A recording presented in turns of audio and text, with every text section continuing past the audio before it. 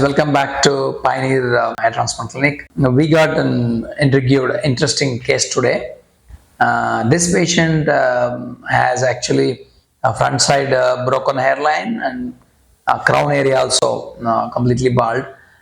For this kind of patients, what we are going to deal with, how we are going to deal with, and what kind of results we are going to get, what is the plan? So we are going to discuss in this video. This patient, I don't go by the classification like class 4 or class 5 or class 6 because here most of the things, most of the patients will not fall into that category, whether class 2, class 3, class 5, because what kind of head size, what kind of this baldness is spreading.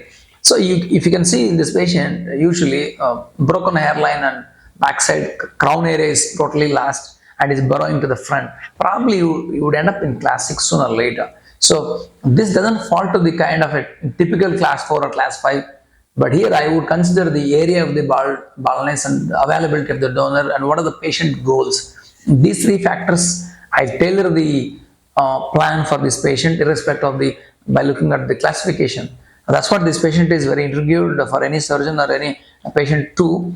That's what we're going to discuss in detail and how we achieved the best results we are showing in this video.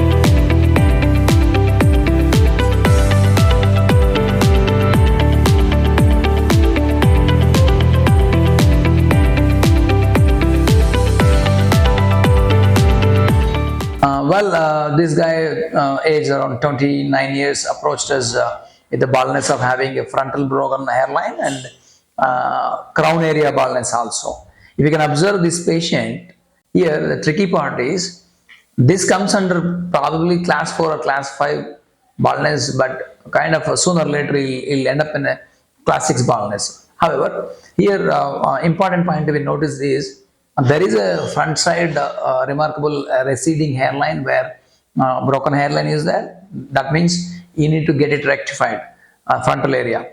And there is a huge amount of hair loss and baldness in the crown area which is burrowing to the front. So that also has to be rectified.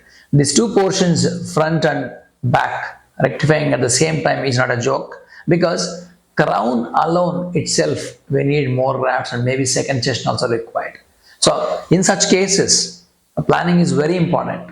What kind of plan we did in this patient is, the planning, when it comes to the planning, we rectified or we implanted good grafts in the frontal hairline to give you a best look. That means someone looks on the front or sides, is supposed to get a best appearance, a best look. And that's the main motto. At the same time, if you don't cover the crown area, it looks so bad. So we implanted more grafts in the crown also. In one session, we could able to achieve best results with the best plan. That's what the highlight of this patient. So if you can see the crown area as well as the frontal area, a remarkable change happened after 9 months after the transplantation. What kind of challenges a surgeon or doctor faces when you handle this kind of patients? There are two perspectives. Number one, from the patient side, patient will simply tell you, I need hair everywhere, front and back. On doctor side, what are the challenges?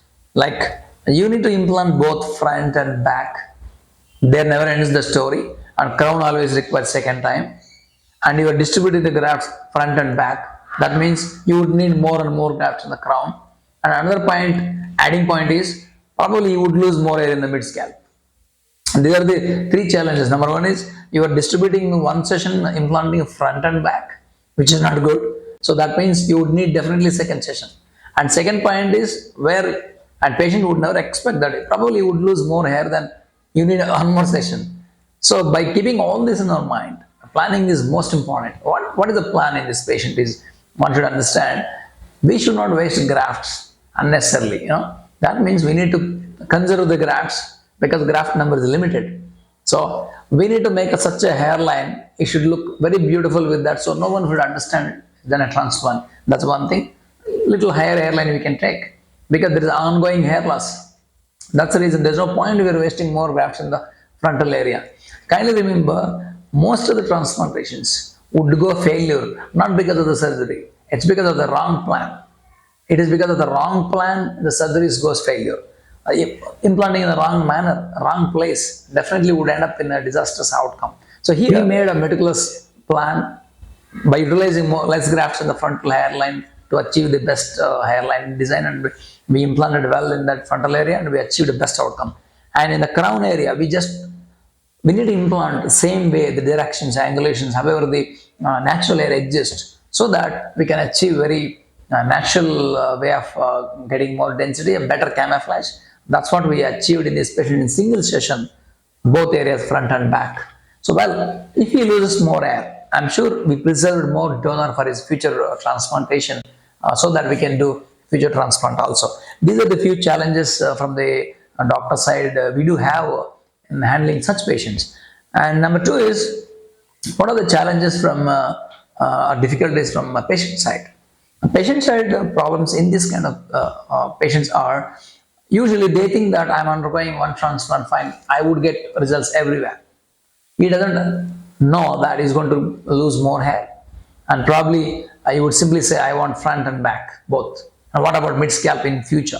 So he should be motivated to understand this kind of patients, probably we would lose more hair, so that we don't want to waste more grafts. Kindly go with the surgeon choice and doctor choice. We should talk to the doctor. What are the ongoing hair loss and what are the future complications and consequences would I get it if I implant unnecessarily in the front? All this has to be discussed well in advance before surgery to arrive at best decision to get best results. All matched in this patient, like patient motivation, perspective, and our guidance and our meticulous implementation of the plan all went very well and arrived at best decision, and we did a transplant. We could achieve best results. We achieved very good results in this patient. After 9 months, you can see the crown area as well as the frontal area. It's fantastically improved, and with a different style. And if you can see the backside also, best donor management we have given in this patient. And that's what the highlights of this patient, and that's what the quality transplant. That's possibly the only expert's hands, and that's the results we would like to show today. This kind of intrigued, interested patients. Thanks for watching.